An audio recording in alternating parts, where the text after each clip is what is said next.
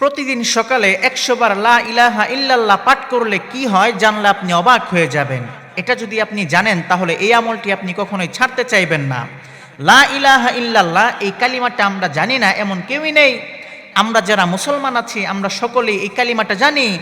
লা ইলাহা ইল্লাল্লাহ, আল্লাহ ছাড়া কোনো মাবুদ নাই।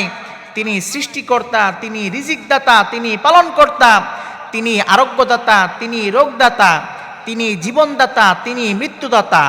এই লা ইলাহা ইল্লাল্লাহ এটার ওজন এবং ফজিলত এত বেশি যা আপনি কল্পনাও করতে পারবেন না।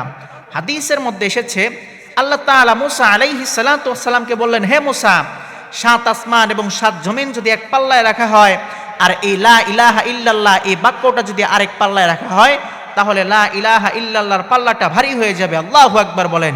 সুতরাং আপনি যদি চলতে ফিরতে এই লা ইলাহা ইল্লাল্লাহর আমলটা করতে পারেন, আল্লাহ তাআলা আপনাকে এত কিছু দান করবেন যা আপনি কল্পনাও করতে পারবেন না।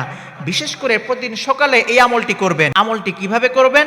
প্রথমে সুন্দর করে ওযু করবেন, এরপর হাতে গুনে গুনে ১০০ বার লা ইলাহা ইল্লাল্লাহ পাঠ করবেন।